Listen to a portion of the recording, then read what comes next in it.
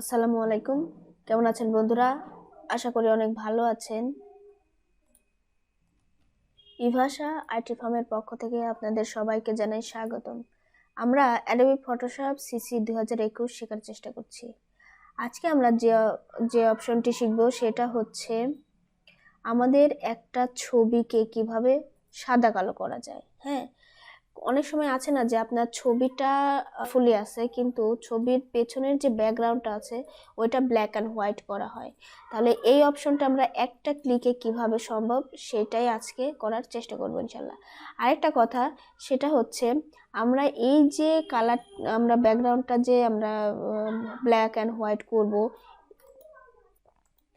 এটা কোনো টুলস ব্যবহার করে কিন্তু না, জাস্ট একটা ক্লিকে অন্য কোনো উপায়। তাহলে বন্ধুরা বেশি কথা না বাড়াই, চলুন শুরু করা যাক।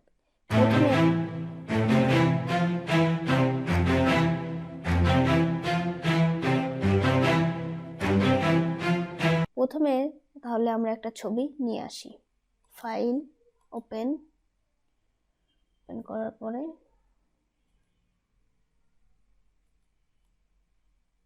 আমরা এই ছবিটা নিয়ে আসলাম। দেখেন এই ছবিটার আমি চাচ্ছি যে এই ছবিটা এইরকম সুন্দরই থাকবে, কিন্তু এর ব্যাকগ্রাউন্ডটা আমি ব্ল্যাক অ্যান্ড হোয়াইট করব। তাহলে কিভাবে দেখেন, প্রথমে আমরা হেল্প, ফটোশপ হেল্প, তারপরে এখানে আছে দেখেন কুইক অ্যাকশনে গিয়ে এই যে দেখেন make black and white background এখানে লেখাই আছে। তাহলে আমরা এখানে যদি ক্লিক করি, দেখেন এখানে আমরা যদি অ্যাপ্লাই অপশনটা আসবে, অ্যাপ্লাই আমরা ক্লিক করব।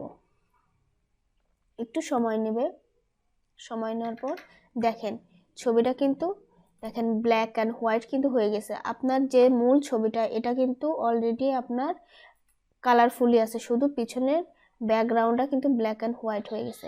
এখন দেখেন একই অবস্থা আছে, এই যে হাতলটাও কিন্তু ব্ল্যাক অ্যান্ড হোয়াইট হয়ে গেছে। তাহলে আমরা কি করব দেখেন, আমরা এই যে এই ছবির এইটাকে আমরা ক্লিক করব, করার পরে সিলেক্ট করার পরে আমরা ব্রাশ টুলটা নিব, নেওয়ার পরে ছবিটাকে যদি আমরা একটু বড় করি, দেখেন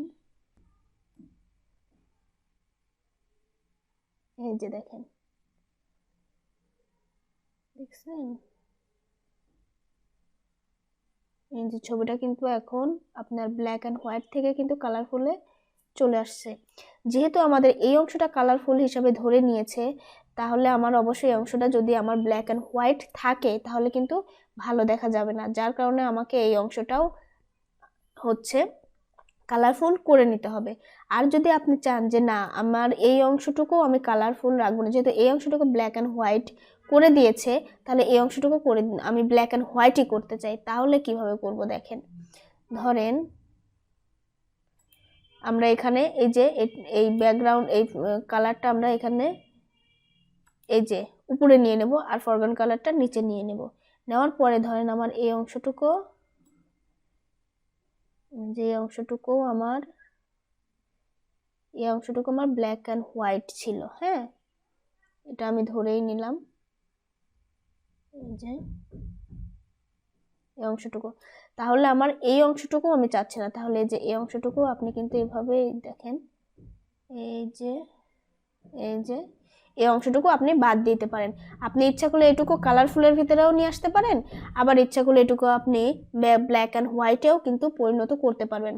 এটা যখন আপনি কোনো কিছু তৈরি করবেন বা কোনো ব্যাকগ্রাউন্ড কালারটাকে আপনি সাদা কালো করছেন, এমতো অবস্থায় কোনটা করলে আপনার জন্য পারফেক্ট মনে হয়? যদি মনে হয় না আমার এটাই পারফেক্ট লাগছে, শুধুমাত্র এই এই যে যে ছেলেটা আছে বা যে মানুষটা আছে এর ছবিটা শুধু কালারফুল লাগবে, বাকিটা ব্ল্যাক অ্যান্ড হোয়াইট হবে, আপনি করে দিতে পারবেন।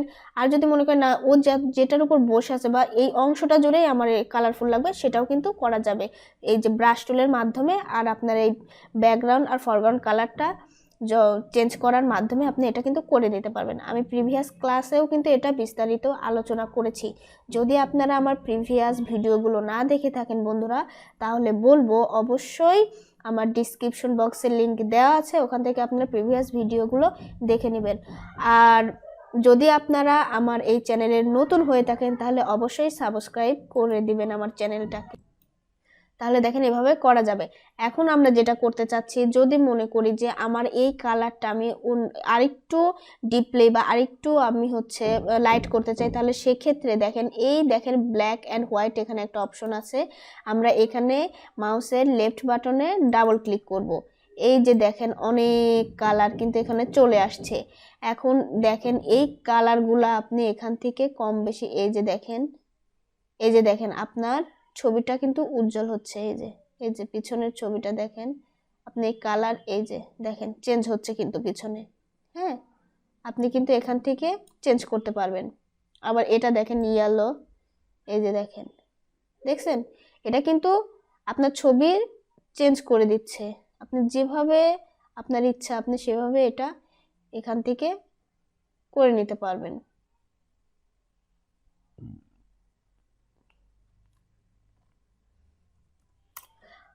দেখেন আবার দেখেন এখানে আপনি এটা টেনে ধরে যদি আপনি এভাবে দেখেন তাহলে আপনার ছবির ব্যাকগ্রাউন্ডের পিছনে যে কালারগুলো যে চেঞ্জ হচ্ছে এটা কিন্তু আপনি দেখতে পারবেন। আবার আপনি এখান থেকেও কিন্তু আপনি সরাসরি কোনো নাম্বার বসে দিতে 50, 60, 100 বসায় দিতে পারবেন। তবে এমত অবস্থায় কিন্তু আপনি এখানে প্রথমেই কিন্তু আপনি কোনো কিছু দেখতে পারবেন না। এই জন্য আমি মনে করি যে আপনি আগে এটা ভালো করে যদি দেখে নেন তাহলে মনে হয় এটাই ভালো হয়। দেখেন এখান থেকেও কিন্তু চেঞ্জ হবে। হ্যাঁ, এবার পরেরটা এরকম দেখেন অনেকগুলা অপশন কিন্তু আছে। এখান থেকে আপনারা আপনার এই নিচে পিছনের ব্যাকগ্রাউন্ডটা আপনি ইচ্ছা মতো আপনার যে কালারটা যতটুকু প্রয়োজন দিয়ে আপনি চেঞ্জ করে নিতে পারবেন। তো আমরা বন্ধুরা দেখেন এভাবে আপনারা আপনাদের ছবির নিজের ছবিটাকে কালারফুল রেখে আপনার ব্যাকগ্রাউন্ডটাকে ব্ল্যাক অ্যান্ড হোয়াইট করতে পারবেন অনেক সহজ উপায়ে কিন্তু। আবার যদি আমরা এখন ছবিটা দেখেন যদি চাই যে না আমরা আগের অবস্থানে রাখবো, তাহলে যে রিভার্টে যদি আমরা ক্লিক করি তাহলে কিন্তু ছবিটা আগের অবস্থানে ফিরে আসবে। তো বন্ধুরা এই ছিল মোটামুটি আজকের মতো ব্যাকগ্রাউন্ড ব্ল্যাক অ্যান্ড হোয়াইটের কাজ। কেমন লাগলো আমার ভিডিওটি অবশ্যই কমেন্ট বক্সে জানাবেন। যদি ভালো লেগে থাকে তবে লাইক, কমেন্টস এবং শেয়ার করবেন। আর যদি কিছু জানা থাকে তাহলে কমেন্ট বক্সে লিখে জানাবেন, আমি আপনার প্রশ্নের উত্তর দেওয়ার চেষ্টা করবো ইনশাল্লাহ। ভালো থাকবেন, আমার জন্য দোয়া করবেন। আজকের মতো এ পর্যন্তই। আসসালামু আলাইকুম।